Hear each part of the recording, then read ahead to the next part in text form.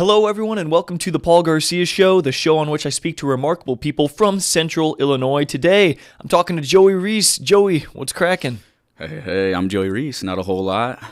Excited for this podcast we got going here. Right on. Hey, what's new in your life, man? I feel like I've been seeing, tons of things about you in the news on Facebook. Maybe not the news, but on Facebook. It seems like a lot's going on. Tell us about it. Yeah, I feel like I'm like the Loch Ness Monster or something like that, because no one ever sees me. I never post anything, but yet people always are like, hey man, I heard you got something coming up. I heard you're doing this, and I'm like, who's telling you this? I don't know. So I keep my circle small, but I guess recently the most entertaining thing I've done was I had a fight 3 weeks ago, and since then I've just been living life. Right on. Yeah, well, tell us about the fight, because from what I know, it was a pretty good opponent you had. First of all, what's your record now, and why was that fight significant, maybe? And aim your mic a little more towards you. Yeah. There we go. So, perfect. yeah. I'm glad you said that. Because, this was a fight that was actually pretty big for me. I accepted the fight against a guy who was 8-2, I believe, maybe 9-2, but he was the number one ranked amateur fighter in Iowa at 155. So, and this is me coming off of it like three fight skid. So I lost 3 fights you lost in a row? In a row, basically. Yeah, stemming from since couple months after the pandemic started. So 2019 was my last time I won. So yeah, I was coming off 3 losses, and I was just really debating, man, I have no money. I put a lot of time into this. I'm trying to make money off of it. The coronavirus really stopped that, messed that up a lot. And I was like, well, I got to keep getting after it. Came too far to quit kind of thing. So this fight, I was like, all right, let me try my best. Let me prepare my best. And I went out there and I armbarred the guy in the second round. So I suppose it went as well as it could have. Yeah. Well, it was an interesting fight. I watched the whole thing, and I mean, you landed some good shots at the beginning. Maybe I'll bring up that video on your Instagram here in a second if I can, without getting in trouble for copyright infringement or something. No. I'll pull it up, see what we can see. But how old was that guy, and how do you know he was the number one guy in the state? I think he was 20. I want to say. They pulled the scoreboard or the scorecard up, the tail of the tape, and some of the numbers were off. I had my age at 38, so some of the numbers were a little off. But I'm pretty sure he was 20, young kid. But yeah, I looked up on the because online you can look up the rankings, and they probably changed now. But at the time, before we fought, I looked him up, and he was number 1 in Iowa and number 2 in the Midwest. So. He was definitely high up there. Right on, man. Yeah. And going into the fight, you were on a 3-fight losing streak, like you said. How did you have an ultimatum going into the fight? Like, hey, man, if this is 4 in a row, maybe I'll hang it up? Or were you thinking, no matter what, I'm going to continue? Were you thinking, what was going through your mind leading up to this fight following that losing streak? Yeah, well, I suppose there's a time where you got to give something up, like fighting, once you reach your 40s and you're too old to do it. But I could be 0-20 and I'll still keep doing it just because I love doing it, and it's something I enjoy doing. And the goal is to be good enough to make it to the UFC and become a champion and start actually making money for it. That's the hard part right now, is just trying to find something where I can make some money, have it be kind of a career path. But also I can diverge into training also at the same time. But it's just hard finding time to do everything. That's probably the thing I find the most difficult, is just time management on that. Right, because a lot of these UFC guys, at least in the early days of the UFC, maybe now when they're at least on the, they're closer to the main event, they can afford to not have a side job. But a lot of these guys have side jobs, because they can't make a living wage off of even professional fights a lot of the time. Yeah. How much can your first professional fight, what might you expect to make if you win? Oh, wow. Just to put, into perspective what a professional fighter can make outside of the UFC. So, yeah, I guess depending on where you go, because different organizations will offer up different amounts. But, I mean, probably on average, you would get like 4,000 to show up. And if you win, you get another 4,000. So, Dang. 8 total. But, I mean, if you don't win, then probably just 4. But, I mean, you're training for like 2 to 3 months for a fight. So, and you got to buy, I mean, you got to buy healthy food. You got to like spend money on coaches and stuff. So it's not much, but Oh, go ahead. Sorry. I was just going to say, yeah, once you start getting up to the big leagues, that's when you can actually start making like real money. Well, I pulled up this video real quick of you on your Instagram. I don't know how you got this video, but I want to skip around a little bit. And the people watching can hear some of the audio from this. So, I don't know. Walk me through this a little bit. This is just the first 30 seconds or so. The kid's trying to get a takedown. They didn't even mention that you were a wrestler, I don't think. They said he was a wrestler, and they were like, oh, Reese's wrestling's looking good. Yeah, the kid I fought,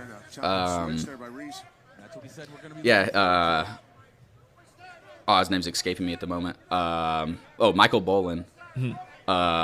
Boylan, sorry. And I watched his last fight. He went against a 3-0 guy, a striker, I believe, and he just took him down. And he made the guy quit after the second round on the stool. So, like, this guy was coming off a pretty big win. Yeah, did it just, like, wrestling the guy, basically. So, me coming off 3 losses and this guy coming off a pretty dominant win. He almost gets you in something here. Yeah, that was close. This match was just a lot of scrambling. So I came out not very much trading. I landed a right hand. He wanted to tie up, got me against the fence, got a good takedown. And then from there, it was just a lot of wrestling, scrambling, moving, not stopping. I want to skip to this one part because you got him in the head pretty good one time. I think it's right here in this stand-up. Oh, no, it's at the very first. It's like the very first 10 seconds. Of this round? No, of the very first, like, of the video. Oh, really? Yeah. Okay. What do you think your strongest asset is in your fighting? Is it your hands? Is it your wrestling? Is it your speed? Is it your power? I just think it's my mental. I mean, I just like doing it. A lot of guys like to fight just because it's like, it makes them look cool, I guess, for the image, kind of. But I just... Boom! There it was, dude. You turned his head 90 degrees. Yeah, that was a strong one. After that, he wanted to wrestle me. He was glued to me. I couldn't get him off me. But... He's probably falling into your halfway, you know what I mean? Yeah. He's rattled. He's like, please, just take it to the ground. He would not let go, but he had a really good double leg right here. Yeah, so it was obviously wrestled. Yeah. So I knew that coming into it, so I focused a lot in my training camp on that because... The way I've been losing was I would kind of I would go for a submission and I would squeeze it and I would squeeze it and I would squeeze it and I would kind of gas myself out. Are you getting gassed in this fight? That were for people who were watching this year in the second round here. You got him in what is this, full mount or something? Full guard. Full guard. Yeah, so I don't want to sit on my back because you lose points just sitting on your back. So I was trying to scramble, give up positions. This guy gets now he's got you in a heck of a position here, this dude. Looks like he's got me, I know, but it's actually, I know exactly what I'm doing. I've been here a million times. He's got you in the Saturday so night. If he wants to punch me, he has to put his hands down so he can posture up. So I know once he puts his hands down that I can push on his hips like right there and I can create separation. He puts his hands down again. I'm able to get out. I create some space. He wants to throw the hooks in. I'm able to get my hips out, and that far leg, I am able to get that off my hip. This looks straight up like high school wrestling from the bottom. Yeah, so I want to make sure that he can't get his legs back around. So I'm making sure that I can already feel him sliding off the top. So right here, I'm already thinking arm bar because he's attached to that arm. I get it isolated, and I finish. Boom, nice. And he said that his 2 losses were from arm bars, and both times he didn't tap, so like he got his arm messed up really bad. So that's the reason why as soon as I got it, he just tapped out really fast. Right on. Man, dude. So, dude, you look shredded in that video. What'd you cut from? What'd you weigh in at and what'd you cut from? I mean, I stay pretty small, honestly. I was probably started like 168, and I cut down to 155. Dang, 13 pounds. Yeah, not bad. Is it cut hard for you? Oh, no. Not at all. I mean, I guess I've just done it so much that it's natural. And plus, I'm in the gym all the time. So it's kind of like if I'm in the gym and I'm working out, it's hard to put calories on. But I do know some people will like cut weight. Like there was one guy in the UFC that cut to 145, and then like 2 weeks later he was like over 180. Who was that? Paddy Pimblett. Pimblett? Yeah. That dude looks like he came straight out of like the 1500s. Yeah, with the bowl cut. And the yeah, exactly. Like, yeah, it looks like some Austin Powers. Yeah, he's ridiculous. Austin Powers wannabe, but yeah, I believe he's 145 or 155. But yeah, and he puts on like 40 pounds after he cuts weight. It's ridiculous. Yeah, you know, what do I know about fighting really? But like I see that guy, he really cut hard, but then he went straight into this junk food, and it's just ridiculous. And I mean, he doesn't get knocked out, it seems like Paddy Pimblett doesn't, but I don't know if I would bank on him being champ anytime soon, just because he goes crazy in there and he leaves himself open, and he's gonna leave himself open to someone that can really take advantage of that and just clock him and knock anyone out. Yeah. You know what I mean? Yeah. He's a jiu-jitsu guy for sure. Like, if you've seen his previous stuff, he's done like standing triangles and stuff like that. And I think he just won off a submission, I want to say. Not sure. But so like that's the thing with MMA, is just there's like all different types of styles. So it's he could be champ, but if you want to be a champ, you really have to have like everything down. What do you think you need to get down a little more before you can become champ, or before you can get the invite to the UFC? What do you think? Not to give away valuable details of your fight game or whatever, or your fight profile, but what do you think needs to be improved for you to get to the next level? Yeah, I'm glad you said that, because I was just about to say, like, what separates guys that are like even just in the UFC, like at the bottom rank, compared to the guys at like the top level, is just professionalism. And like I think that's one thing that I could definitely do a lot better. What do you mean by that, professionalism? Just, well, in amateur fighting, you don't get paid. And then, so I mean, it's easy to kind of just take days off, like eat junk food, not really put like as much time into it as you should be. Because I mean, there's stuff you can do. I mean, not even outside of fighting, just like if you're trying to start like a business, like what you're doing, like you got to put time into it other than just getting people here for the interview. Like you got to post on social media. You got to set up like a schedule. You got to make sure you get the word out. Like all that, I just think is like more being professional with it. You know what, though? It's so interesting that you said that, because you're absolutely right. There's all of my time, virtually all of it, goes towards this in some way, shape, or form. It's even researching guests, researching marketing tactics, looking at different video cameras, figuring out how to ask questions in the art of conversation, who to have on, doing my research on the guests, like I said, looking at studios, because of course I want to grow this thing, figuring out how that looks, looking at accounting stuff, doing tax stuff, making sure I'm keeping track of all the finances, yada, yada. I could go on. But when I need a little boost or something, like to get in the right mindset for business, I don't watch business motivational videos. I actually listen to some fighters and people like Dan Gable and Tom Brands, because I think it's that philosophy, the philosophy of a warrior, a physical warrior, a combat warrior type of person, that suits me well and applies perfectly to business. You know, you hear Conor McGregor talk about, I'm obsessed, and I am obsessed with this. I am. Sometimes I have to be like, you have a family and stuff. But that true fighter mentality, I believe, can really benefit anyone in any aspect of their life, so long as they want to have success. For me, it's business. For you, it's fighting. Yeah. I agree 100%. I mean, fighting is like the physical, like, example. You can actually like see it. That's why I love fighting so much, because you can see someone's heart out there. If they're getting beat up and they're tired and they're like losing, and out of nowhere they just like get this burst of energy and they're ready to go, and it's like wow, why didn't they just stay down and just take it? And so I mean, it's like you can see that in a fight, However, that mentality just transfers through everything in life. I mean, Exactly. life's a fight. Like, It's a wrestling match. I mean, Yeah. the word Israel, I've said it a million times on the show, translates to wrestle with God. And Yeah. it's so true. Life is a fight. I mean, fighting, like what you do, is the ultimate. It exceeds analogy because everyone always says, you know, ooh, you want to succeed in business, it's going to be a fight. You want to do well in college, it's going to be a fight. These are metaphors about what you're actually doing. So you're not doing the metaphor, you're actually doing the fighting. And everything else in life, every struggle is analogous to what you're actually doing. So it's I don't mean to get poetic with it, but it's the real deal. yeah, hey, no, I love when it's poetic. Mm-hmm. I love that.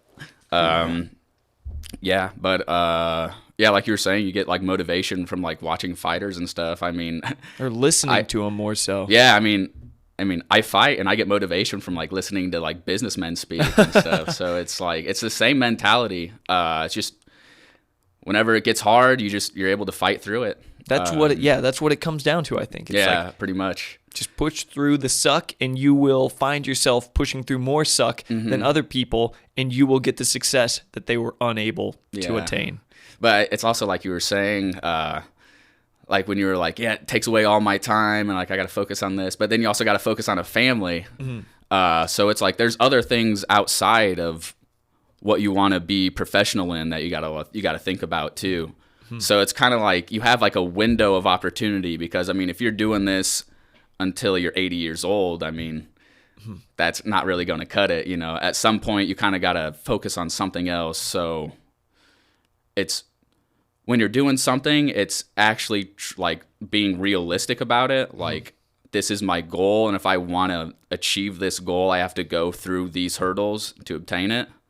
And that's something that I don't know, that's probably like one of the hardest things is just being real and like actual with it. Because like, yeah, like for me, like anyone can say they want to be a UFC champion, but it's like, do they understand that that's going to take a lot of like blood, a lot of pain, a lot of struggle? Like it's hard. So What is the hardest part of your striving to be a UFC champion one day? Like, what's the worst part of it?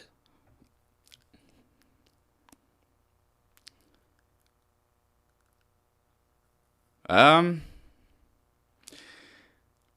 mean, I love it all, so I don't know what to say about that. I guess the worst part is just like it takes so much of my time because it's not one of those things where I can just put 10 minutes in and then the next day another 10. It's like if I want to be good at it, then I got to be better than the next guy. So as much time as he's putting in, I got to put in more. So that I suppose the hard part is just kind of like knowing when to kind of, I guess, stop and start focusing on like things outside of life or outside of fighting on other things in life. So it's natural for you. It's like your default to focus just on fighting, and the struggle comes when you have to look at things outside of fighting. Yeah, pretty much. Yeah. Interesting. Well, hey, here's a quick word from Fairbury Furniture, Central Illinois' premier furniture store. Thank you for being a sponsor. And before them, I just want to give a quick shout out to Cellcast in Fairbury, which is an ambulance service in Livingston County, and Gomez Lawn Care, whose sweatshirt I'm repping right now. These are just great businesses. They're not sponsors of the show. I just want to give them a quick shout out. But here is a message from an actual sponsor, Fairbury Furniture. Check it out. Fairbury Furniture is Central Illinois' premier furniture store. This family-owned business offers a vast selection of premium furniture items from all of your favorite brands, including Sealy, Best Home Furnishings, Leather Italia, Tempur-Pedic, and Ashley, just to name a few. Also inside Fairbury Furniture is the popular WC Market, a beloved shop that offers an ever-changing selection of unique gifts and fashionable home decor. So make your home interior beautiful, comfortable, stylish, and delightful when you shop at Fairbury's own Fairbury Furniture. Come on down to Fairbury Furniture, where the furniture rocks. All right, that was Fairbury Furniture, Central Illinois' premier furniture store.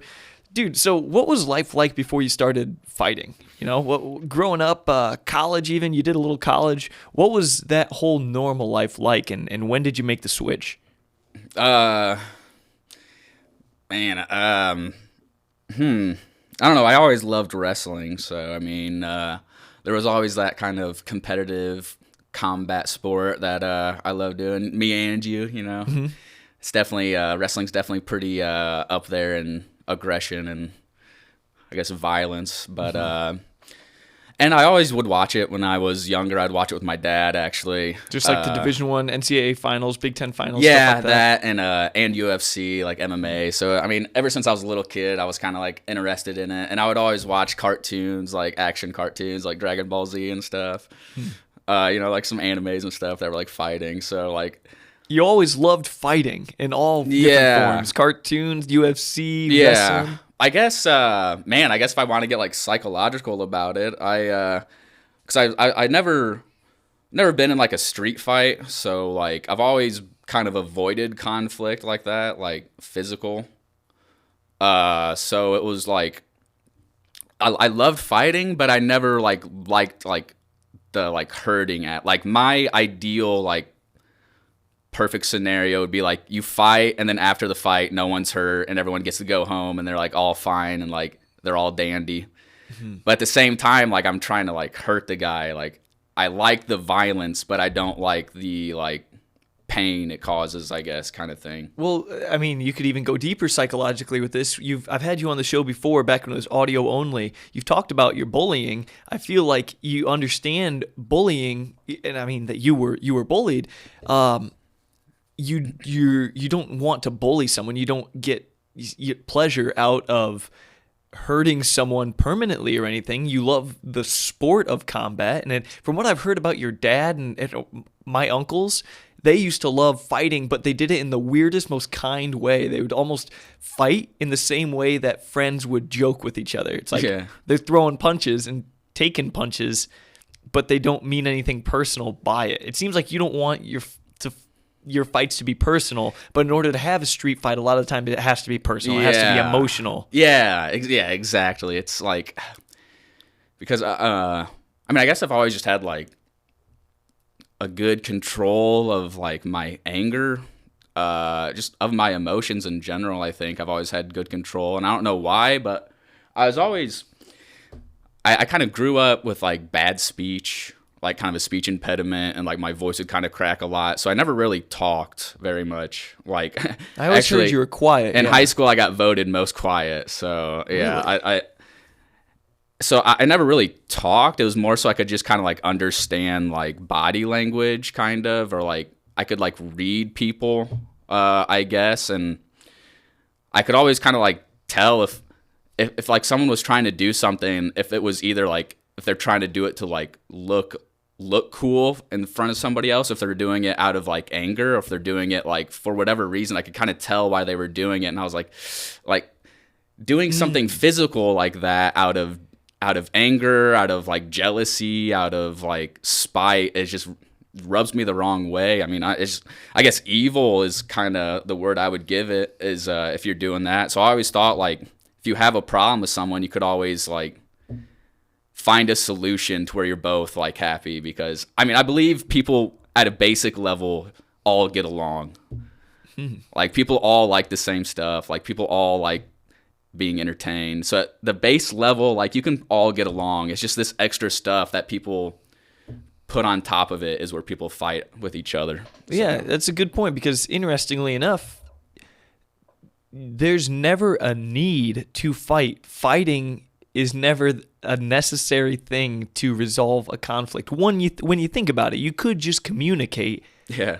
But fighting seems to be an alternative to communicating, a less effective alternative sometimes to communicating. But sometimes the communication is just too much work. People would rather fight, especially if they can win. Well, like, I mean, I guess like humans are kind of like, I mean, we're like animals kind of, you know, we got instincts. Like if we're hungry, we eat and stuff like that. So I think if like you just feel something deep down in you where it's like, I want to hit this guy. And a lot of people just give into it. And some people can just be like, I can feel that. And I know that's like, like something that I want to do, but I can think like rationally, and I can, not do that. I can do something else. Like, I feel like people they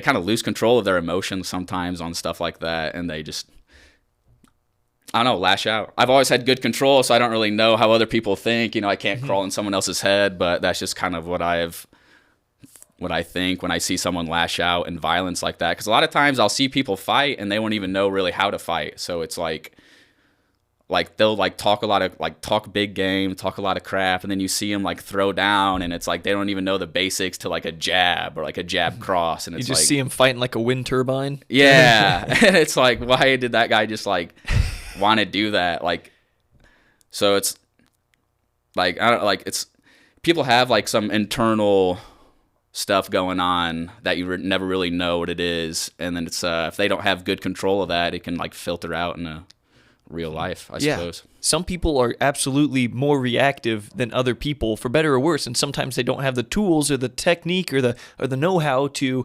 effectively, if they want to fight, and sometimes that looks weird. You just see a mad kid swinging like crazy. But I've always said that the rise of society as we know it, the evolution of society into, being what it is today, is largely a product of man's ability to choose to do other than what his primitive desires push him to do, because our primitive desires, that monkey part of our DNA, kind of will lead us to, someone makes us mad, kill them, because that's what monkeys do, and we shares a lot of our DNA with primates. So there's that primitive part of our DNA, we want to be unloyal, we want to sleep with a lot of women, we want to, but in our deciding to not adhere to these primitive desires, we develop loyalty, and loyalty creates better families and more trust and love and all these great things, and it allows you to create a better family and raise better kids. And then also in restraining ourselves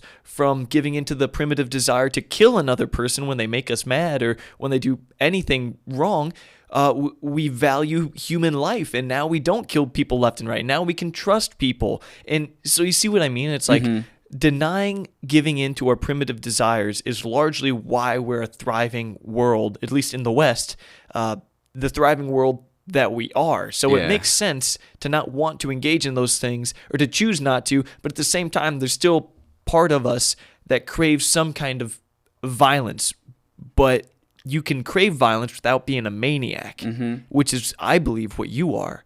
Someone who craves that violence, that combat, but doesn't want to kill anyone and has good emotional control. Thank you. Not a maniac. Appreciate that. Some people are in the UFC though, right? They're like, I'm a killer. Yeah. Kazmat Chimaev. I mean, yeah, he says that, but I think if you look deeper at that guy, you start to realize that there's a lot more to him, I guess. I like that guy though. He's entertaining. Some of that's kind of for show as well, but talking about temptation and stuff, like what you were just saying, I think you'll like this, but like, I think because the story of Jesus when he was in the desert, I believe, and the devil came up to him, and he was like, you can have water, you can have food, you can have anything. Turn these rocks to bread, yeah. And he was trying to give him all these things. He was trying to tempt him with all this stuff. So it's kind of like temptation almost leads to evil. And you can kind of see that a lot of people will give in to their temptations all the time. Like when it comes to food, they'll gorge on food. That's kind of leading to temptation. It leads to a worse life. It leads to more evil, I suppose. And there's just a lot of things. I mean, gambling. If you get into gambling, that's temptation, and it'll just lead down a bad path.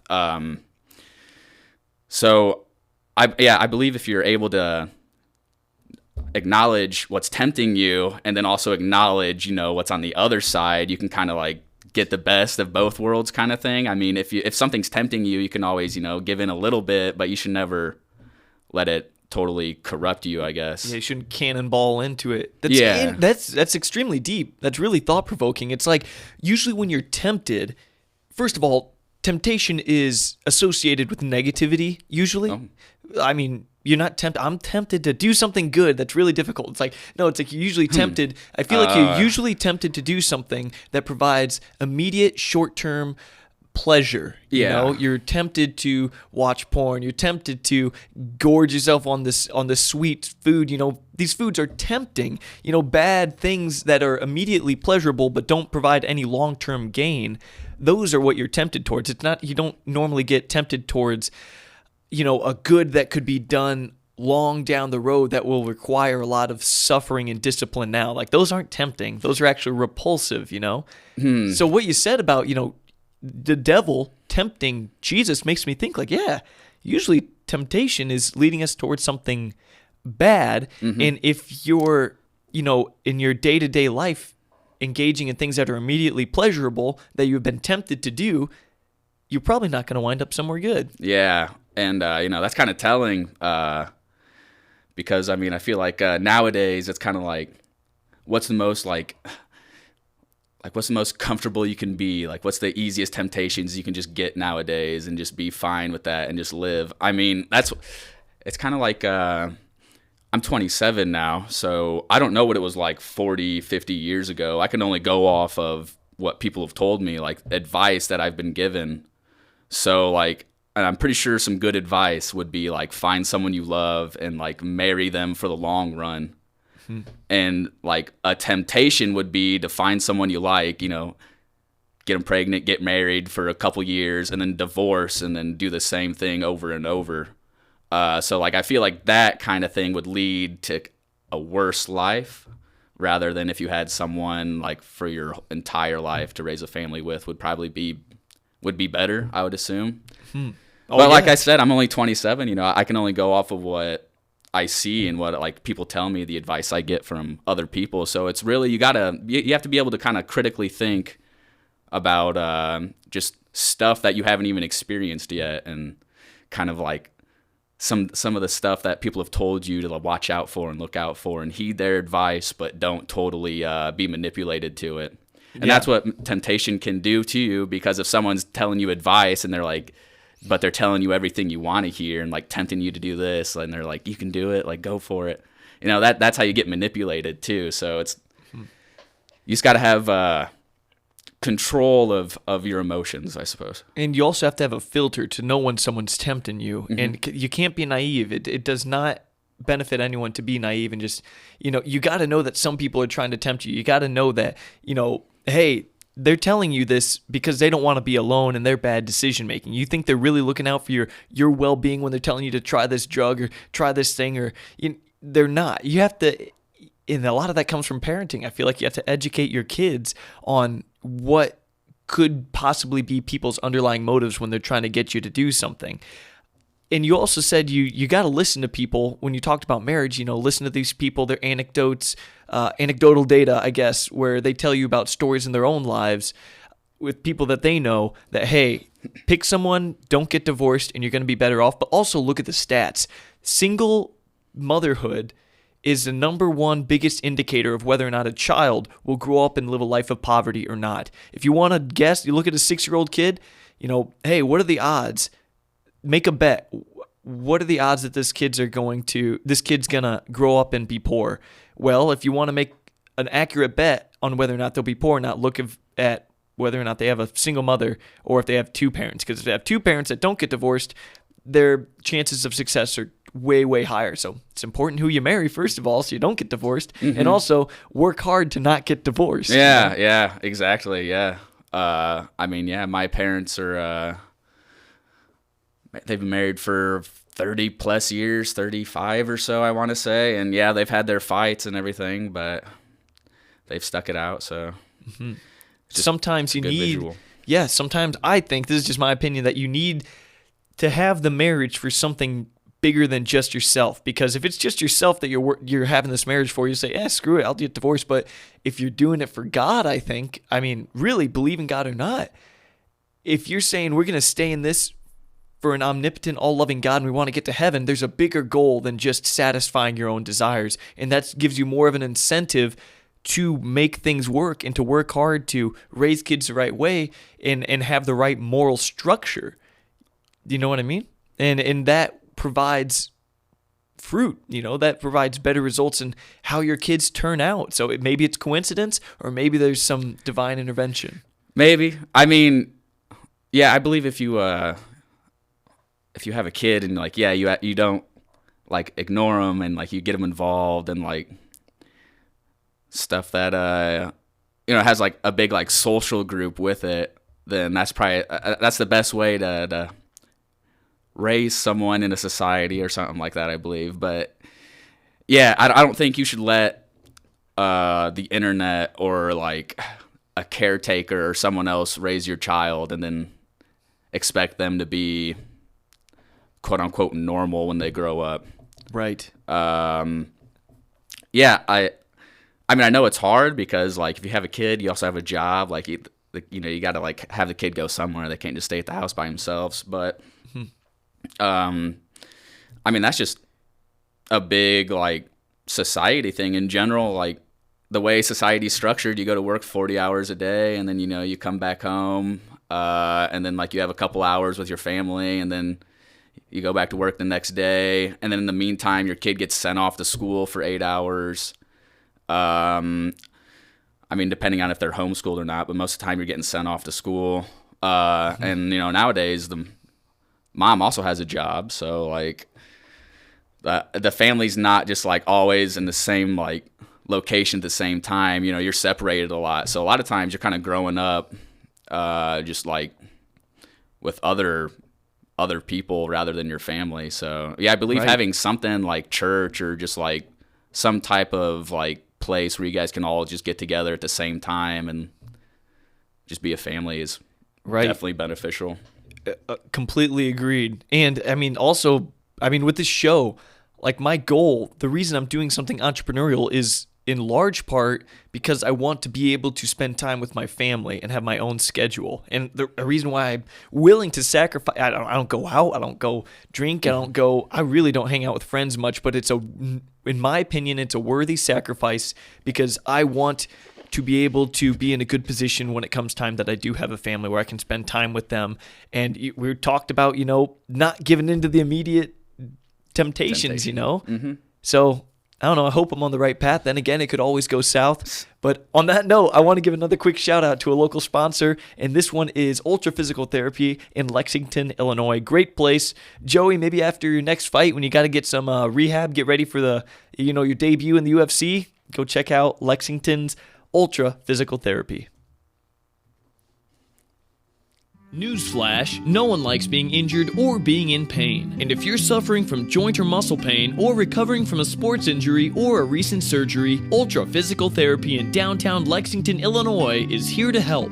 They are a locally owned physical therapy company that can treat everyone from the star cheerleader to the farmer getting ready for harvest to the professional office worker to the grandmother who wants to be able to play with her grandchildren. The therapists at Ultra Physical Therapy have a combined 25 years of experience and are trained in cutting-edge interventions, including dry needling, blood flow restriction training, cupping, and the use of massage and joint manipulation. They are also skilled in developing exercise and rehabilitation programs to get you back to doing all the things that you love to do. So free yourself from those aches and pains that are slowing you down and give them a call at 309-365-2500 to schedule an appointment or just to ask questions. Come to Ultra Physical Therapy in Lexington and we'll keep you moving. All right, that's Ultra Physical Therapy in Lexington, Illinois. Great place, great people. They will get you feeling better. Joey, I suggest you check them out and you'll be a UFC champion in no time. Need that deep tissue massage. That's right. Hey, we were just talking about, we left off saying, or I was saying that ultimately with this show, I'm trying my best to make it into something very special. And, eventually I want it to be a multimedia company that covers news, covers important events, that unifies people. I have people from the left, people from the right on. We have honest conversation. I don't edit these episodes so people can trust, if you say something wrong, I'm not going to cut it out, but you have the opportunity to, correct yourself. And I just want to do news different in a way that I think only a young person could, a young person who maybe, anyway, what I'm saying with the whole goal with the show is that I don't know for sure if it'll work. I take steps to mediate risk, but ultimately it is still a risk. And you said when we went to commercial that that's something you kind of want to talk about. So yeah, like you said, just the uncertainty about it. that's one thing I wanted to touch on. It's 'cause Talking to your microphone. Sorry. there's Okay, you good. yeah, there's a lot of different like types of strength, or like being courageous. Like people think some type of strength is just being able to lift a lot of weight. Like you're just physically strong. Another type of strength is like something bad happens and you're able to, kind of like keep strong. You're able to, look not like you're sad. Like that's emotional strength. Right. Not break emotionally type of thing. Yeah. So there's all these there's different types of strength like that. And I would say one of the biggest shows of strength, or the biggest show of courage or leadership, is like you said, like you're doing this with the dream of making it into some big multi-million-dollar corporation kind of thing. That's what you're trying to do, but at the moment, it's not that. Like in the moment, it's a starting company kind of thing. So Right. you don't know what the future's like. It's black. It's dark. You're uncertain. It is void. It is unformed yet. Yeah. It's Yes. not yet here. Sure. Yeah, no one knows. It's the unbeaten path, So I think just being able to continue with this and not be distracted by other things and not giving up and just not having like a fear while you're moving forward, that's a sign of strength that very, very few people have. Very, very few. Like only that's what a leader is. A leader's able to go into the void, the unbeaten path, and he's able to make that path. Because if you go on to make a big studio and you have other people working for you, and you can provide stuff for other people, that's like you're leading into the darkness to find a sanctuary, kind of. Like imagine there's people behind you that are thirsty, they're trying to drink, and you're trying to find the water.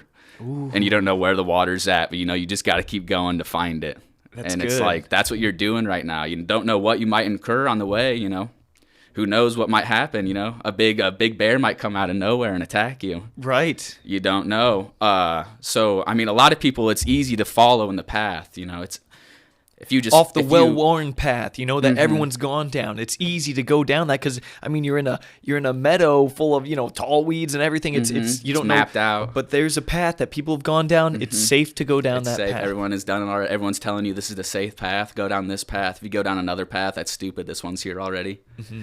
So to be able to kind of lead your own path, make your own way, that's just a sign of someone that's strong. In my book. And you said, well, first of all, you're talking about this path and this prairie, and the beautiful analogy is like you're looking for water and there's people thirsty behind you. If you're like, you got an axe and you're just trudging through these weeds, you look like a crazy maniac until you find the water, and then everyone says, oh, he's a genius. But you have to look like a maniac, and you have to look left and look right and not see anything, but you have to trust. You have to trust and use all the tools at your disposal. You have to learn. You have to be honest with yourself in the hopes of finding the water. Ultimately, though, you still might not find it. And you said that, don't have fear that's strong. I would slightly disagree and say that you have to have courage. And what courage is being scared and doing the thing anyway, thinking that it's worth it, Mm-hmm. Yeah, actually, that's a good way to put it. Yeah, fear. I mean, everyone has fear. And yeah, strength is just having that fear, but like pushing past it. You're exactly right about that. Steve Jobs has said that if you have a massive goal, which you do, being a UFC champion, you have to be a thinker and a doer, and that's rare. You have thinkers, dreamers, like, oh, it'd be amazing. Oh, but then you have doers that fail to, really see a great vision, but they sure get stuff done that's right in front of them. Mm-hmm. You have to be a dreamer, and you have to take the necessary steps. You have to be brutally honest with yourself. And I want to ask, are you that? Yeah, because like I'm on the internet all the time, and I'll see all these people, like they'll have debates and stuff about what we should do. Like if you don't think this, you're an idiot. Like, oh, if you don't think this way, then you're stupid, and this and this. But they never do anything though. Like sure that like they could debate on the best way to go about doing something, but if they never actually do that thing, then they're just wasting, like it's just a bunch of noise that never does anything. So like, I forgot the saying was, but it's like intellectuals, they just spend all day talking about how to do something rather than actually doing it. So yeah, you need to be smart, but at the same time, you almost need to be kind of dumb a little bit, because you just need to start like trying and like start like going at it. And if the first time you do anything, there's no way you're going to get it right. So you almost got to be like, okay, I'm about to fail X amount of times, but you know, like it should work out because I've thought about it. Like it makes sense. It's not, you should never just do something going into it blindly. Like you should at least have a basic idea of how something is done, try it, and then if it doesn't work, look for a better way to do it. And if that doesn't work, look for a better way, and eventually you should find out how to do it and get it done. I think some people have too much pride that they fail to ever take actual steps towards accomplishing their dreams, you know? I've heard Jordan Peterson say on some popular Instagram reel audio thing that's going around right now, it's like people don't want to pursue their dreams because they will have to first begin as a fool, and people don't want to be a fool. They want to start out an expert, and I think it's more rare than we might think that people are willing to pursue something all out and be the fool at the very start. Have you been a fool at the beginning of this That's journey? how I started life, man. So it's just like that's where I start. There was a really good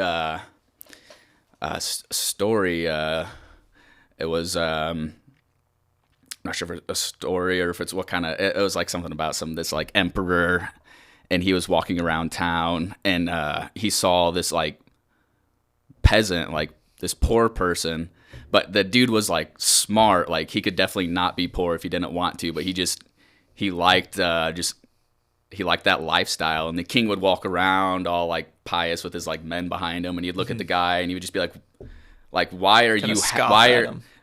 Well, no, because he understood that the guy was smart, but he just was like, why are you down there living like that? Like, I'm so pious, like I have all these men around me, like what makes you, like, why are you happy when it looks like you have nothing?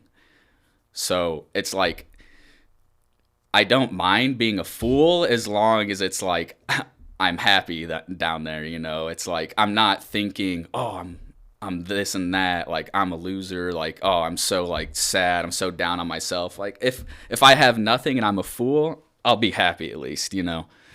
And that's one thing that people I don't know, they have a hard time with that, because a lot of people nowadays are more into consumerism. So it's like if they don't have something, then I don't know, I guess it makes them like feel down a little bit. I mean, I feel that too. If you get a new car, you feel like amazing, you know. It's like, wow, like this new car makes me feel so good. Like everyone's looking at me like I'm the coolest thing around. But unless you're running from a deeper, darker thing that's inside you. Because I know people that have bought new cars expecting that, and then once they buy it and it's theirs, they're like, crap. They realize that they bought it hoping that they could cover up the deep, dark feelings that they've been avoiding. But when they buy the new thing, they're like, crap, this was all to avoid that. Wow. I need to face that thing.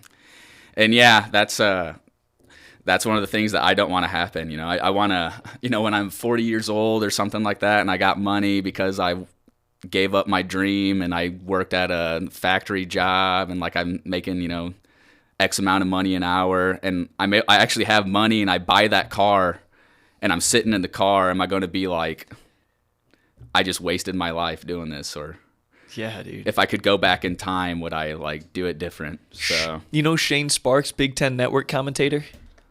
He covers wrestling. I've probably heard him then. Yeah, he does all the. I'm Shane Sparks here with Jason Nolf. Like he's awesome, and I've actually been texting him. He's actually got me the hookup with a really special guest coming up. I can't say who, but it's freaking awesome. Wow. Anyway, he told me that he always loved sports commentary. He always loved doing the interviews. Doing the play-by-play. He loves the play-by-play. but it wasn't paying, at the entry level, it really wasn't paying, but he loved it. And he was married and he was selling cars. He was a car salesman. And he said one day he made a great sale on some awesome car and he made $10,000 in one day. And he was just rolling it, making six digits each year, maybe more. I don't know, but he was making big money. He was like 35 years old, maybe 40 years old. And he said, Paul, I was just driving home after making that sale. And you'd think I'd be all high and mighty. I just made the biggest sale. I was top of the, sales board at our place. But I realized I was deeply unhappy because I wasn't fulfilling what I wanted at my soul. So I quit. I quit and pursued the sports commentary at the entry level, making a fraction of what I was making as a car salesman, and I never felt better. And then he kept with it because it was his passion and he was willing to do so much more for that. And he actually enjoyed the grind, which is a rare thing. And now I assume he's making even more money and he's extremely successful after years, after not being so prideful and being able to be the fool at the bottom of the food chain. Because he was invested in it and truly loved it, he's built his way up. That's it's a great awesome. story. That's stories like that are like what inspires me, like motivates me. Because seeing a story like that is so awesome because like him just doing that and following his own dream, like that like affects me because it inspires me. So if I follow my dream, I don't even really have to try and I'll inspire people. So it's like me doing this like isn't just for me. Like it is fighting, like it's for me, like personally, like, but at the same time other people are going to see that and they're going to be like, oh, if he can do it, I can do it. So it's like I'm giving to them also, I'm helping them at the same time. So it's thinking about it like that, it's just like how can I not do this? Like just settling down and just giving up, I feel like would just hurt everybody. You on a personal level, Joe, you're literally giving people something more valuable than a paycheck. You're giving them hope in that you're showing them it's possible to chase your dreams. And God forbid, if you have success too, you're going to show them that a small town kid could pursue his dreams and succeed despite, all these things that are going against him, and you'll have a heck of a story. So you're giving people hope. And if I were to take a guess, people tell me all the time, they're like, your cousin's the one that fights, right? Oh, people really? at the gym say like, oh, I talked to Joey. It's like, It's strange. People have reached out to me to try to get in contact with you. And that. Even fighters wanted to get. So people are watching you and they're really inspired by you. They big time. And I know this on a personal level. Maybe they tell me more than they tell you even, but I assume people have told you like, hey, it's awesome watching you chase your dreams. Am I correct? Yeah. After it was like my third fight, I think, and I got it out of the cage. I just won. With a knockout in the first round. And I had the belt around me, and I was like outside of the cage. People were coming up to me, and then this like kid came up to me that was like 13 or so, and he was like asking for a picture, and I was like, really? I was like, all right, like sure. And I looked at him, and I was like, man, like I used to look at like other UFC fighters the way this kid is looking at me. So it's like, it's kind of like I'm turning into like the person that I was inspired by, which it's pretty cool, I guess. How's that feel? Feels good. You never notice it. Like, it's not like you just get a message in the mail one day and you're like, oh yeah, you're that guy that like people can look up to now. It's like, you just kind of like notice it over a while. It's like people just start kind of acting a little different, like treating you a little different. And it's like, you finally can tell like, oh wow, like people are starting to like respect me a little bit. Like it feels good. And because I guess like when I was a kid, I never really got that kind of respect. I don't know if like that makes sense, but when you're a kid, like, you don't get respect. Like that's just something because you haven't done anything. Yeah. Right? That's something you're not given as a kid. So it's like one of those things, you get older, you start getting it. And Provided that you're doing something worth respecting. Yeah. And I think a lot of older people need to like realize that like a lot of young people look up to them and they just give them respect. Like they don't even really need to do anything. They just give you respect because you're older or like you're in a position of power. So like you should always try to motivate a younger person rather than try and like punish them for something, because you punish them, they're going to look at you as like someone they don't want to be. But if you motivate them, then it's like they want to be like you. So just set an example.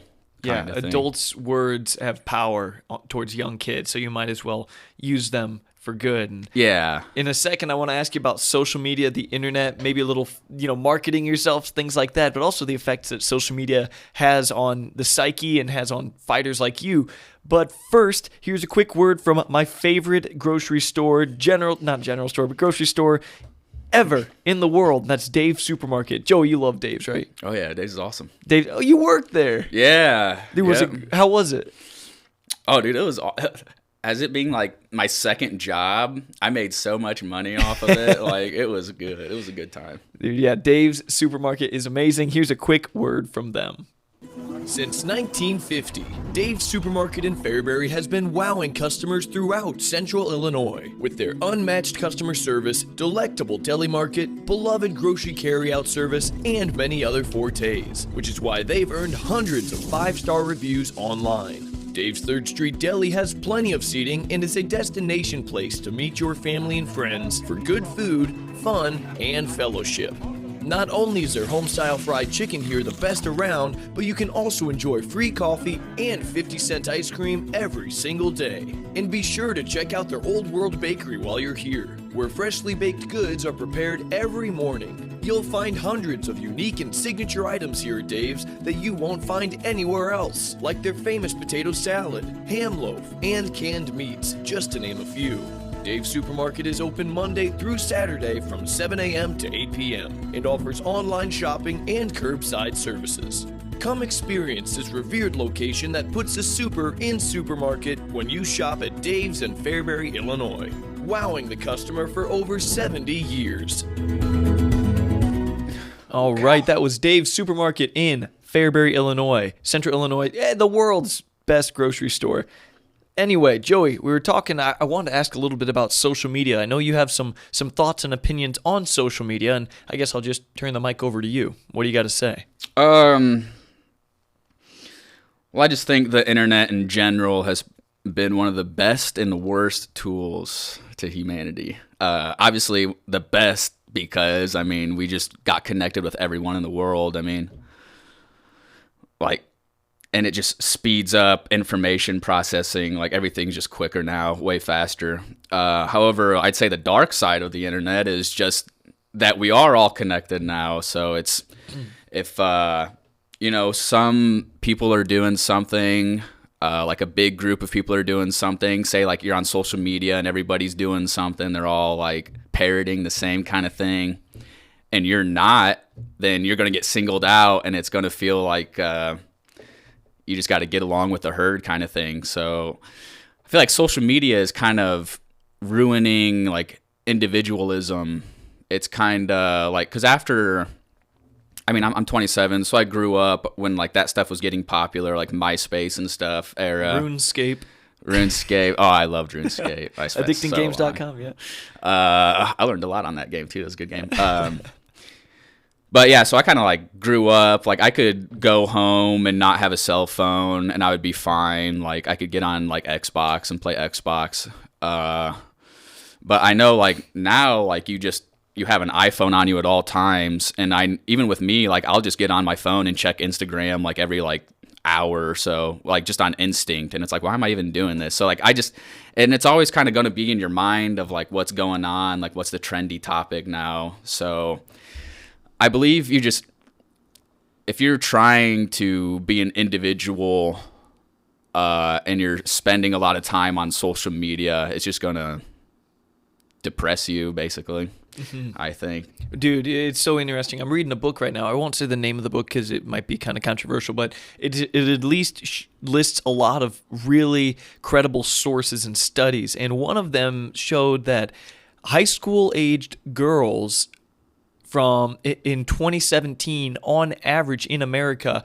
spend less time with their friends in person than even 8th graders did in like 2010, I believe. So what it was saying, there's more studies that say kids are going out and being with their friends and being social in the real world less and less every single year, to the point that, little kids were spending more time with their friends in person just 10 years ago than high school age people are right now. Which what it's saying is every year kids are spending more and more time on their phone. That number is yet to go down from one year to the next.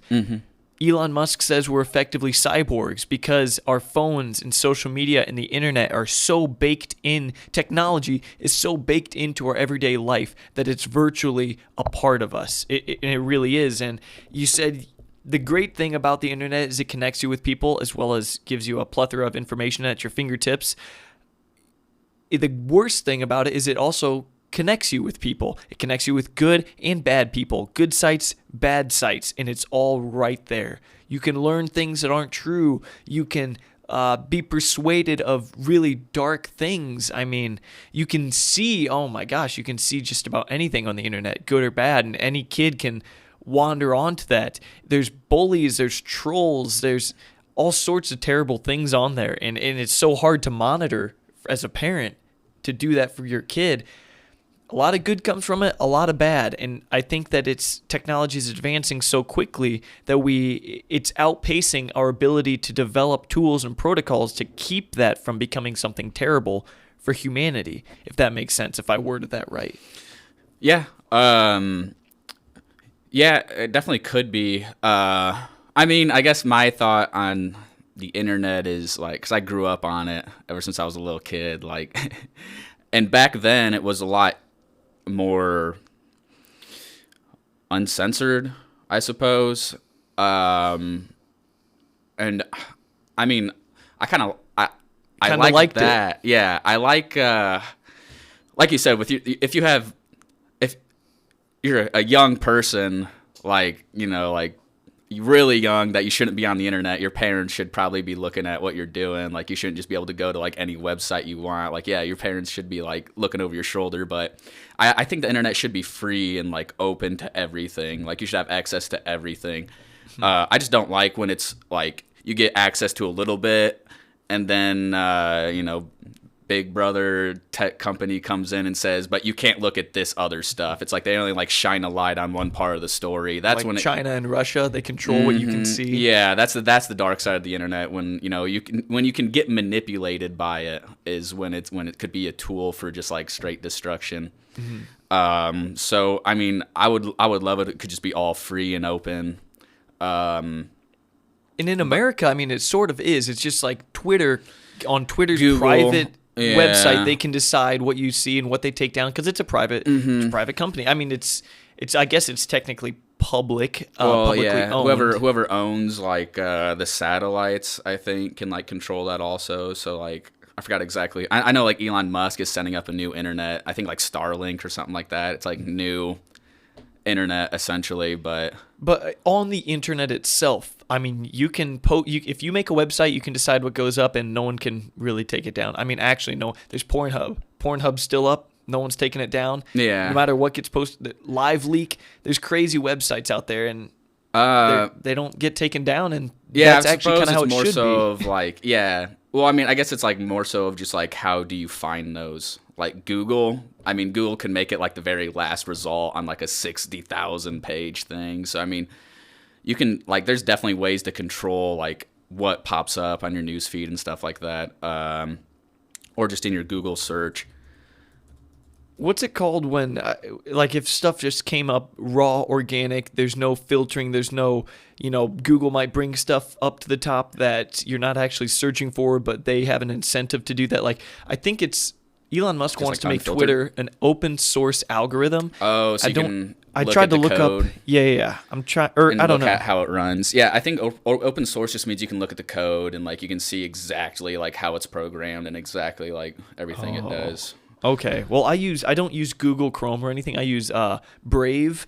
which is Brave browser. It's like it doesn't track whatever. It doesn't keep track of your search history or anything. It doesn't listen to you. So it's pretty cool, and it's actually quicker than Google Chrome. Joe Rogan turned me on to it. That's interesting. No, yeah, it's super interesting. Actually, that's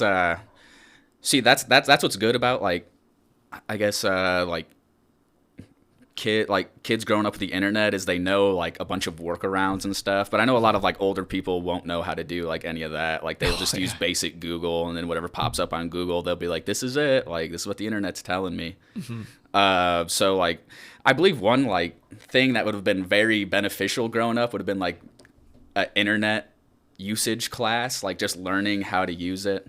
Agreed. Because I think like older people don't have a problem with it because they haven't been using it their whole life, but younger people, you know, they know how to use the internet. But like getting back onto the social media thing, like that is just something that's kind of affecting younger people because it's, you know, like the new thing.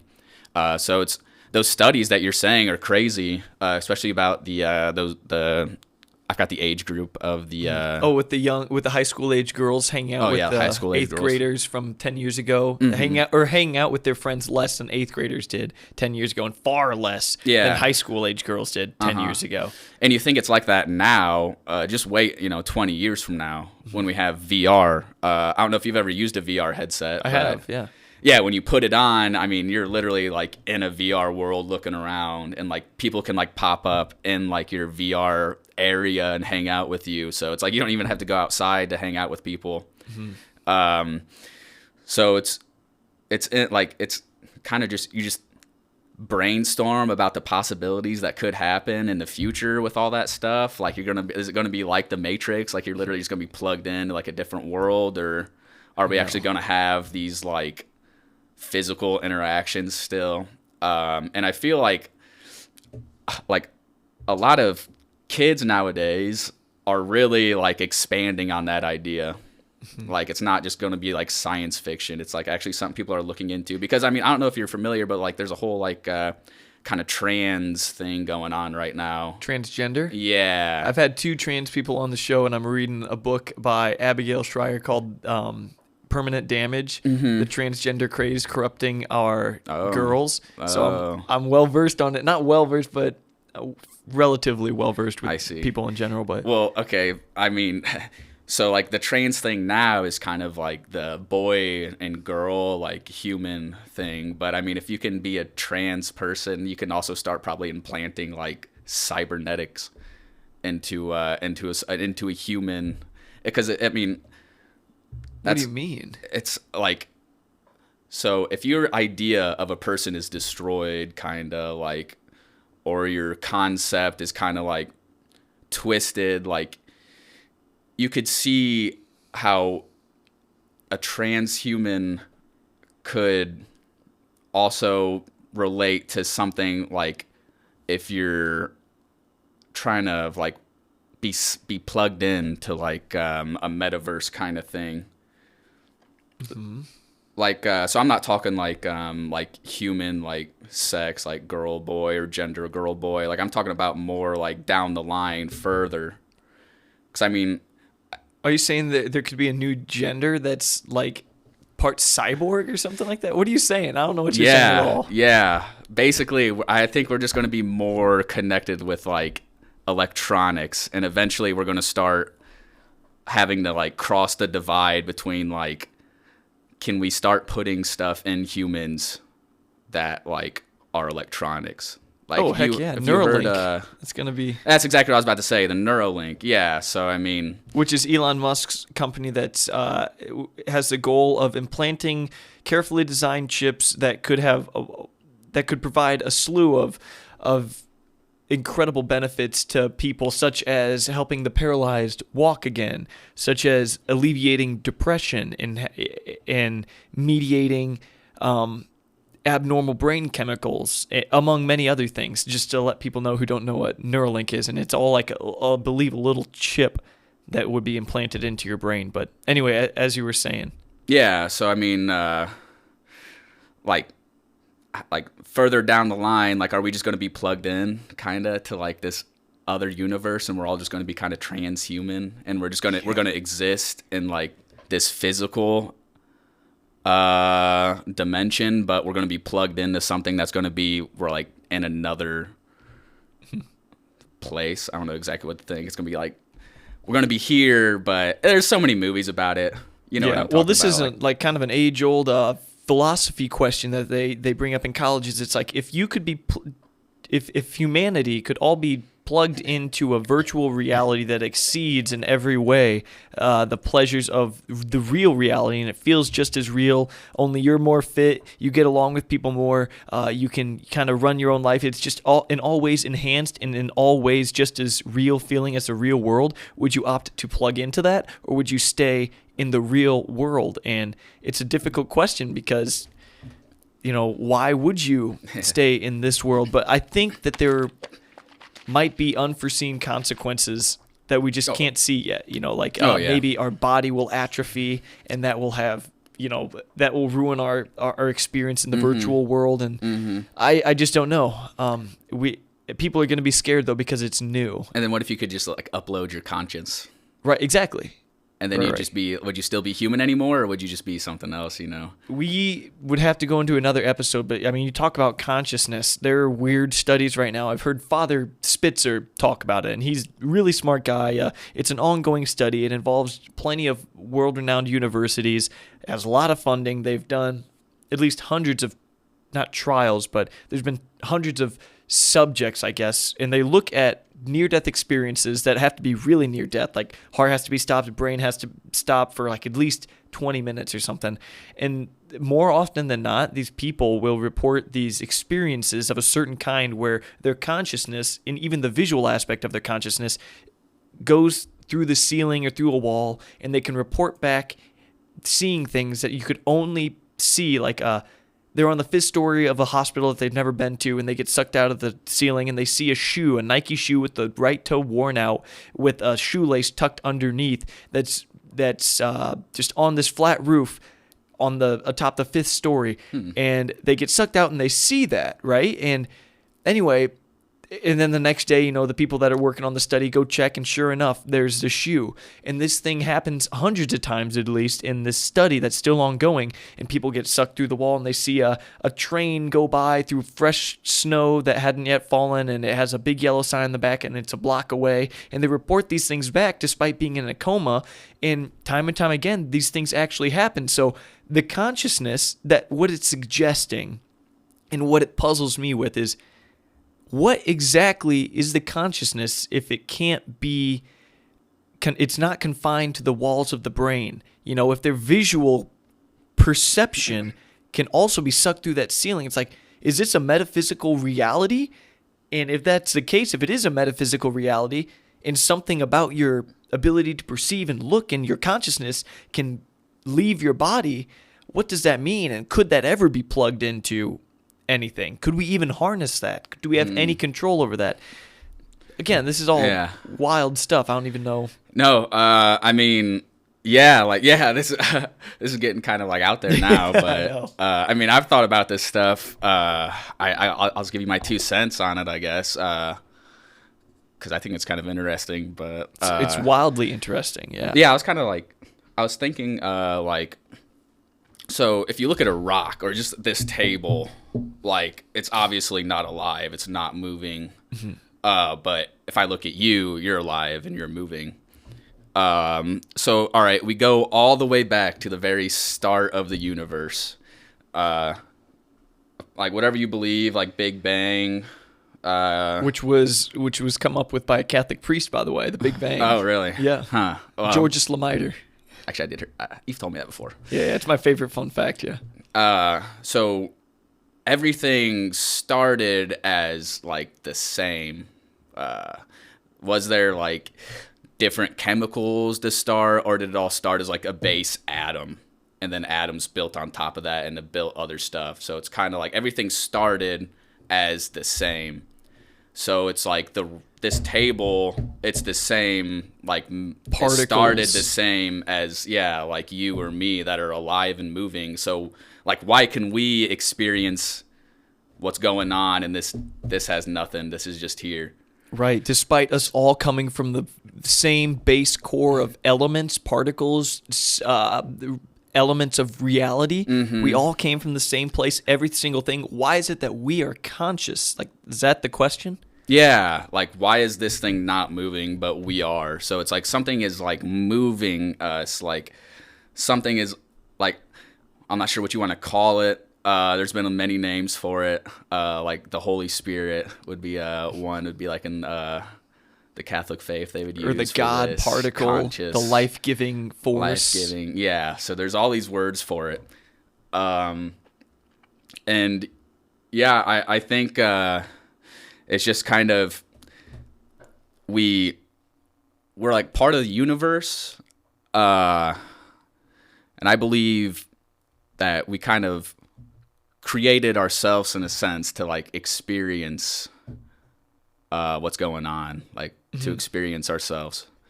Interesting. Because the fact that we exist means that we're able to have experiences. So therefore, like we do and we are. But if we didn't exist, then there would just be no existence at all. So the fact that there is, like we are here, I know it just means that I guess there's just something like a little more that connects us more. Like it's not just like me and you are separate, and when I like die, then I'm gone forever. I feel like when you die, you kind of like you go somewhere into the universe. I mean, I know there's a huge debate on like what happens after, like if you go to heaven, hell, Well, dude, all that stuff.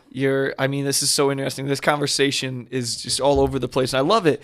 But it's like, I've always tried to be logical with this and see where the logic will take me, God or not. But first of all, it seems like you're saying that because we all come from the same fabric, we will return to the same fabric after. And also, it's like matter cannot be created nor destroyed. Mm-hmm. So the energy, everything about us, all the vibrations of, every single particle that we know of, I believe, everything has atoms. Even this table has atoms, and within the atom, there's stuff spinning, if I understand atoms correctly, and vibrating and emitting some kind of wave or energy. And so in that way, we all still have the same base particles and same elements of our being, you and this table. But when you die, oh, goodness. Okay, I'm going to try to explain this. Yeah. But, check this out. Everything in reality, look at society. It exists on a spectrum of harmony. It can become more chaotic or more harmonious. Society, people disagree in one region of the world a lot, and things are not as they should be, and everyone would agree it's chaotic. And it can be more chaotic. It can be inner city Chicago, or it can be the rough parts of the Middle East. It can be even more chaotic and be, the slums of China. Like everything, these societies can be more and more chaotic. And you measure where they are on the spectrum based on how chaotic they are, how far they are from being as things should be. So you keep going this way, it becomes more chaotic. And what's maximum chaos? That's being the furthest away from how things should be, and that would be, technically speaking, hell. And by the way, Satan means to scatter. It is chaos. And then if you look on the spectrum, things get more and more as they should be. They become more and more harmonious. You could look at societies, people get along, people thrive, things build. Then you look at your body, things can become more and more as they should be. You live longer, you're healthier, you're happier, your brain chemicals are better. This all points to the idea that everything could be maximally as it should be. Like there's a pure as it should be, which would be pure harmony, which would be heaven. Technically speaking, unity. Everything is as it should be. Okay, well there's apparently, Joey, there's this, in the study that I'm talking about, trust me, this puzzles me, there is a component of your body that does not of your body, obviously, a component of a being, of Joey, that is not confined to the walls of your physical body. to atoms, to any of these things. It is beyond physical. It's metaphysical. So where would that go once it leaves your finite body? You've been making decisions up to this point. It's been stuck inside of you. It's been baked in with your mind and your perception and everything. But that leaves you at some point, and no longer is it making decisions. I feel like it could go to the maximum end of either of these spectrums. It could go to pure harmony, could go to pure chaos. And maybe I'm wrong about that. Maybe that doesn't even make sense. But I think like now that you've left the physical body, it would make sense to go to the infinite end of one of these things. And I think that heaven would make logical sense, or hell would make logical sense, depending on whether or not your soul, this part of your being that leaves your body, whether it was more chaotic or more harmonious. And to be more harmonious would be more in line with God. It would almost get pulled to that end of the spectrum, like a magnet or something. This is far out, I know, but... Yeah. Yeah, that's interesting. So is that like the metaphysical that's you that can go either way? The self, maybe, but I think it would make more sense to say it's the soul, because I think the self on earth is a combination of your free will, your soul, your intellect, and your experiences. There's nature, nurture, how you were raised goes into your self, your mind, your intellect, your brain, your environment has an impact on that. The conscious, the part that that's thinking, that's making decisions, that ties into the soul, which is the infinite part of you. The moral part of you, maybe, the spirit inside of you, and the decisions you make do have an impact on where the spirit, the soul will go once you die. It has an impact on that, and you can corrupt it or you can nourish it, and when you die, when it leaves you, I feel like it'll go towards one end if it's more nourished and one end if it's less nourished. I don't know. These are just I'm just guessing, but I think the soul is different than the self, but the self incorporates the soul and the mind. That's interesting. Yeah, like that's very interesting. I just love talking about this. So I just brainstorm this like all the time. But yeah, that's because what you're saying is like, so you keep your individualism, and then you go like left or right. So, like, everyone that has lived and has died, they're all still, like, in a sense, somewhere. Like, they either got pulled to harmony or they got pulled to chaos. Right. Is what you're saying. Right. And not to say that there's a checkpoint you have to cross before you go to one or the other. It would make sense that, look, things left to their own devices will succumb to chaos, right? Everything does corrupt when left to your own device. If you relax, you'll die. If you leave a thing by itself, it will die. It will by default fall to maximum chaos, corruption, destruction, and everything. But to get to harmony, you have to strive and you have to work. And it's like, look at our career paths. If we relax and chill, we'll fall. If you're not climbing, you're sliding.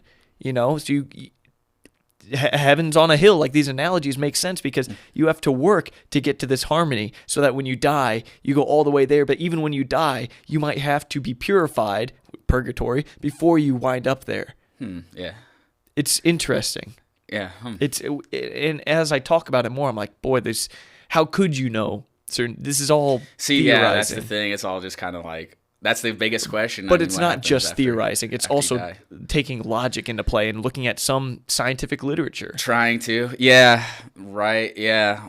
There is a lot of literature, like a lot. So, like that, I believe that, that's what the Bible is basically. It's just what kind of is going to happen after death, like. Well, a little bit, yeah. It's a lot. It's a lot of more than just that, but that's essentially kind of what it leads to. It's like your life doesn't end after you die. Like, there's more to it, but like, so like that's just a sentiment most people have, is like there's something after life. Not maybe a lot of people. I mean, some people probably just think you die and that's it. I think, though, when you take that approach, like, that's actually a cop-out, because if you think you're just going to die, it gives you an incentive to relax and do whatever you want here on Earth, and I think that's actually a trap, because, one, your life won't be what it could be if you adopt that mindset. Also, it might not be correct, and if there is a devil, he'd probably want you to think that you can do whatever you want and nothing's coming later. Whereas it's just ironic how if you believe there's a heaven and you strive for that heaven so that when you die, you go there, that your life here will actually be better. I think that's interesting. And I think it's more than coincidence. I think it makes sense that that would be the case, that if you live how God wants you to live, it would be better on earth, maybe more difficult, but it would also pay off after. I suppose. These are just hard concepts to wrap your head around. But, dude, I know. But we didn't come to this prepared. Yeah. So I guess when I say God, like, what does that make you think of? Like, just like one word. Are you asking me? Yeah. I think people have a totally twisted idea of God, and I definitely don't know what God is. We know that it's, Christ is God made flesh, Jesus is God made flesh, things like that. But what God is, I would say, is pure harmony in its infinite form. Okay, because he's not a being, by the way. We just say he because masculine. It's not he. Yeah. It's the source of all good, and it's the infinite source of all good, and it is the epitome of maximum harmony. So harmony would be more of like creation. No, harmony is as things should be. When things are good in your life, they're a little more as they should be. I can't believe I didn't say this. Music. This is what really makes me believe in God to a large extent. Is music. You look at classical music. There's a reason it's timeless, because it's very harmonious. It's harmonious, and the notes balance each other out. The tempo. The tempo of one part and the mood of one part balances perfectly well with the tempo and mood of another part. And these different components can work together in harmony or near harmony. And the more harmonious it gets, the more perfect it gets. And eventually, these could, in theory, become maximally harmonious. And it would be the most beautiful music that no one could deny the beauty of it. And I don't know where I was going with that. I don't know why I talked about that. Talking about what God is to you, and you said harmony. Yeah, he's harmony. It's pure beauty. Because what I was trying to get to was, so if you're doing that, the reason why it's beauty is because there's also an opposite end of that, where something's not beauty. If something was always beauty and that's the baseline, then it's not beauty anymore, because everything is that. Right. So it has to be compared to something. You kind of need, something to compare it to. So I would say, I was trying to get to like God, I would believe is more of like creation in a sense. What does that mean? Because creation's not a thing. It's like going back to like what. Oh, maybe this table is, here, it doesn't move, it doesn't have a will, like we do. So like that's kind of a creation. Like God created us. We are a creation. Or like God just created like everything. Like he's the creator. He creates. Oh, so you're saying the mere reality of creation, like, it's tough. I kind of feel like I know what you're saying. If you think of like yin and yang, like there's a push and a pull, like there's one thing and there's its opposite. So if there's existence, there's non-existence. I don't know if it would extend into that. Like, I don't know if logically it would go to that extent, because reality doesn't necessarily have to have, because yin and yang is a concept of reality. It doesn't necessarily pertain to meta reality. Like, I don't know. I mean, that's beyond us. I mean, what? Yeah. Like, could there be existence outside of what exists? Or what would that even be? It would be absence of existence. So at that point, it would. But yeah, so I'm saying, so there is like a concept of non-existence, and that's like nothingness. And then there's a concept of existence, which is like things have been created. And like someone needs to kind of make that happen. Uh-huh. So, I mean, It sounds like you'd be saying that God's just the creator. But then what created God? He creates just the essence. He's the essence of creation, I guess. The essence of. But the thing is, kind of be. Thomas Aquinas always said, there has to be an unmoved mover. What made this table? What made this? How was this table made? Tree was cut down, cut up. Okay, what made that tree? The little seed in the ground. Okay, well, how was that seed formed? What came from these various organisms in the world? Okay, well, what created this world? Well, that was, there was a big planet and it got smacked a long time ago and it became this spherical thing with plants and stuff, after millions of years. Okay, well, what created that big thing? Well, that was a cluster of stardust and particles. Okay, well, what created all those various stardust and particles around the cosmos? Well, that came from a singularity that exploded. Okay, well, what was that singularity? Where did that singularity come from? Well, then you start coming into problems. Well, there has to be an unmoved mover. You have to eventually bring it back to something was always here. Yeah. Well, God, I think, is just the unfathomable. There's Definitely. things you just can't fathom, like infinity, forever. You just can't fathom that. Things that we can't fathom, yeah. Yeah, you can't fathom, like, what's on the outside of the universe, what's non-existence, like, literally nothing. Like, you because fathom that. Like, what gives us life, what makes us move. You can't fathom that, and that's what I believe, like, I guess God would fit in. Because he's able to move you. He's able to kind of create. I think it's interesting that we can even conceptualize, that we even understand that there are things that we just can't understand, that are beyond us. I think that's interesting.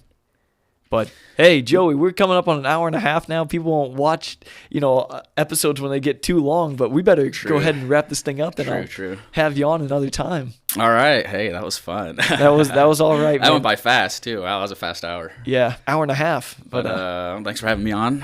I'm proud to be on the Paul Garcia Show. Right on. Yeah, and everyone who might be wondering, we didn't do any drugs, we're not drinking or anything. This is just normal conversation. It tends to go here with you and me sometimes.